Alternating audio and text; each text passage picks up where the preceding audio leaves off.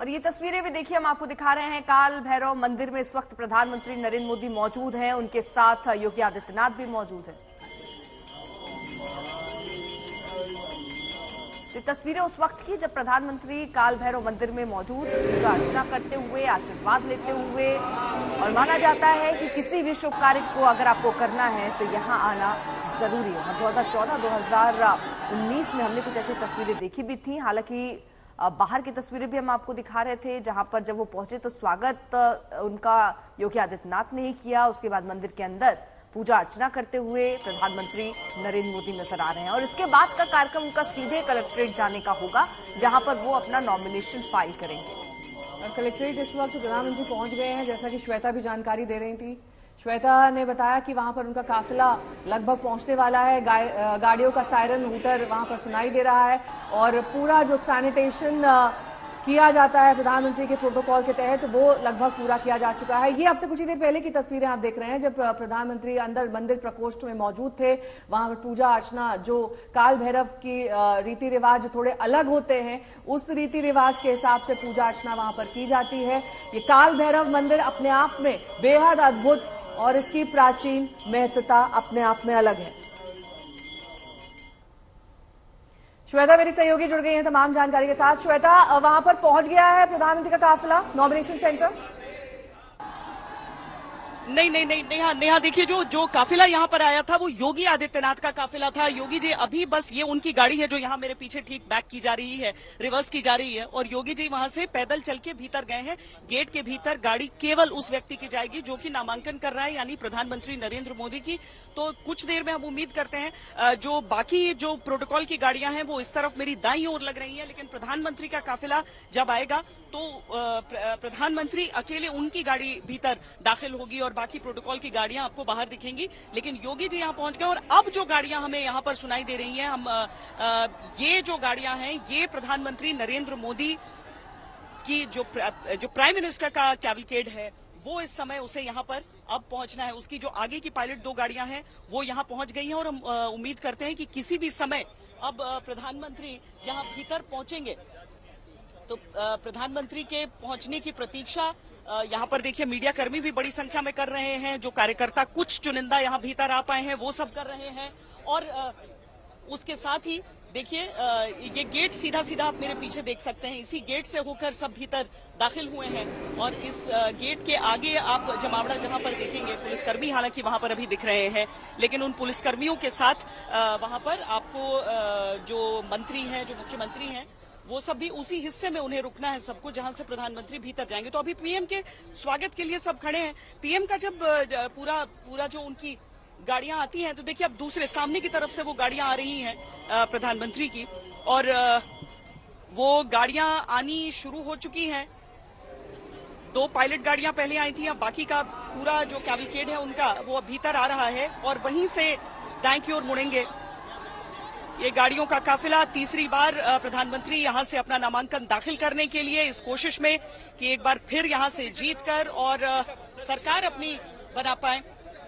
देखिए उनकी गाड़ियां यहां से जो सुरक्षा वाली गाड़ियां हैं वो इस तरफ से निकल रही हैं और प्रधानमंत्री की गाड़ी अब किसी भी पल आगे, हालांकि अभी सिक्योरिटी डिटेल्स ही हैं, उसके पीछे जो टीम प्रधानमंत्री के साथ उनकी मीडिया टीम चलती है वो भी आपको दिख रही है। जो सुरक्षा कर्मी हैं वो दाएं की ओर मुड़ रहे हैं और ठीक इसके पीछे प्रधानमंत्री की गाड़ी आती है।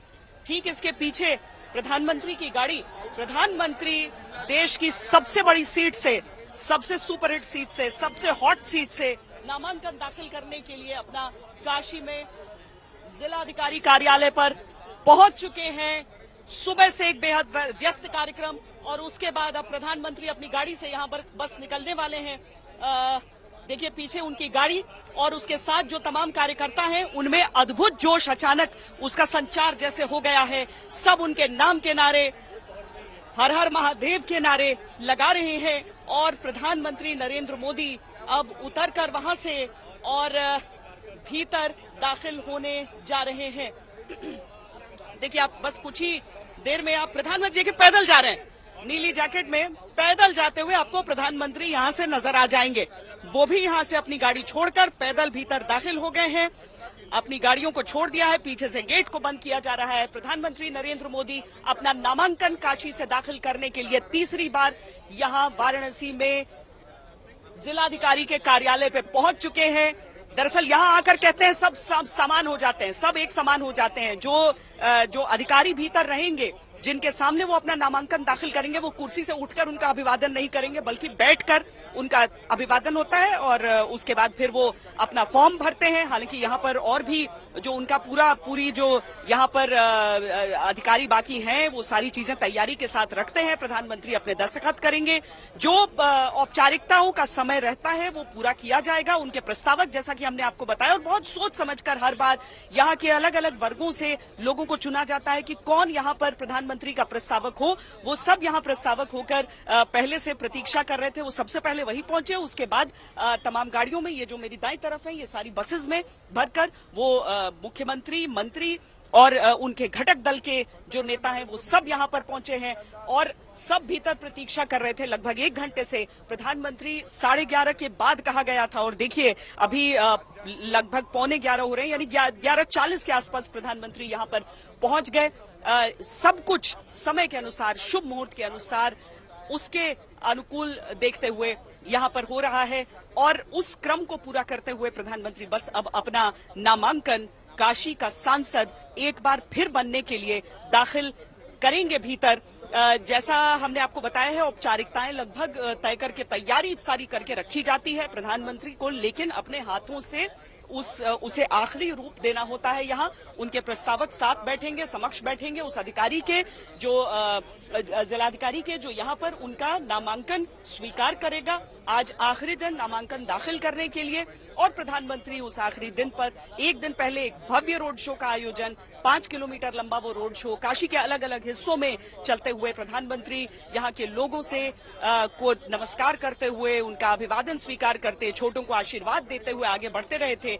आज सुबह से भी प्रधानमंत्री का आज कुछ ऐसा ही दिनचर्या उनकी रही है, जब सुबह से ही गंगा सप्तमी पर गंगा जी की पूजा करते हुए, काल भैरव का दर्शन करके, आज तक कोई इंटरव्यू दोनों ही मौके जो है बेहद शुभ, क्योंकि सोमवार के दिन, जो कि शिव जी का दिन माना जाता है, उस दिन उन्होंने भव्य रोड शो किया।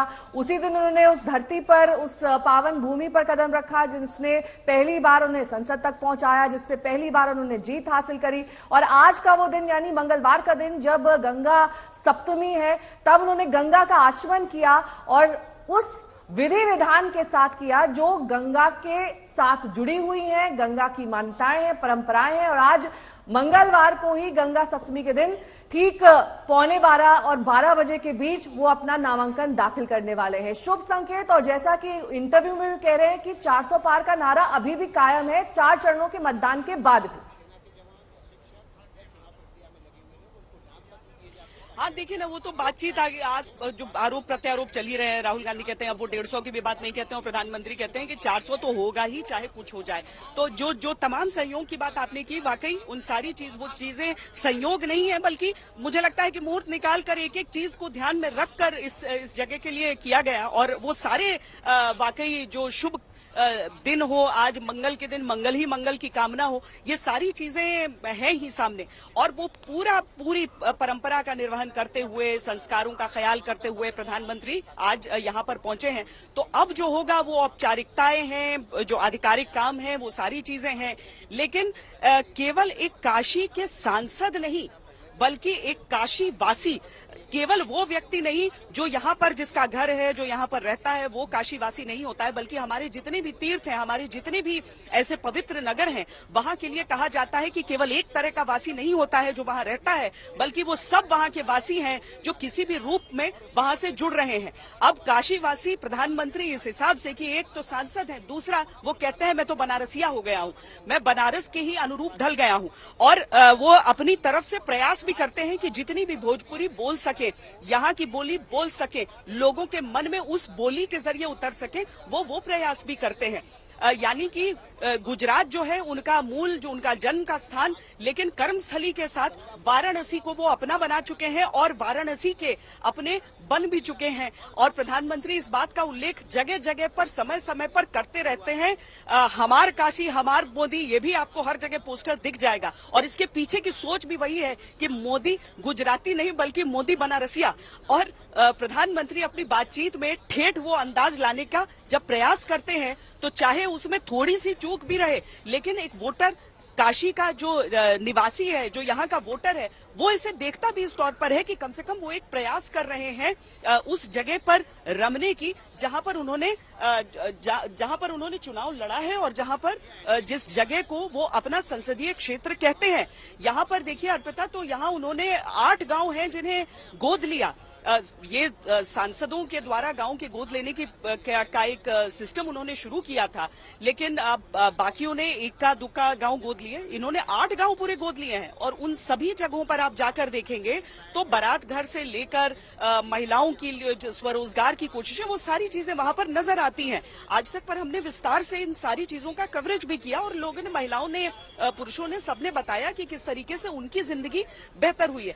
तो सांसद के, अब बहुत सीटों का आपको ये भी याद होगा कि जहां पर जाते हैं वो सांसद के लिए नाराजगी जताते हुए कहते हैं कि पर हम तो मोदी के नाम पे मोदी को देख रहे हैं, केंद्र में देख रहे हैं। पर ये वो सीट है जहां पर वो मोदी को केंद्र में ही नहीं देख रहे हैं, मोदी को अपने बीच देख रहे हैं, अपने संसदीय क्षेत्र में देख रहे हैं और प्रधानमंत्री एक सांसद होने का दायित्व निभाते हुए उन चीजों को पूर्ण कर रहे हैं। तो अब जब प्रधानमंत्री नरेंद्र मोदी यहाँ पर अपना नामांकन दाखिल करेंगे, बहुत ज्यादा समय नहीं लगना चाहिए। हम उम्मीद करते हैं कि 10 मिनट के भीतर ये पूरी जो प्रक्रिया है वो पूरी हो जाएगी और उनकी जो सिक्योरिटी की गाड़ियां हैं वो तैयार उसी हिसाब से हो रही हैं कि उनको लेकर सीधा यहाँ से वो निकल जाएं। लेकिन सब पैदल गए हैं, सब पैदल बाहर आएंगे। प्रधानमंत्री भी, यूपी के मुख्यमंत्री भी, देश भर के वो तमाम मुख्यमंत्री जो बीजेपी या फिर एनडीए गठबंधन के तहत जो मुख्यमंत्री हैं, वो सब एक एक करके बाहर आएंगे।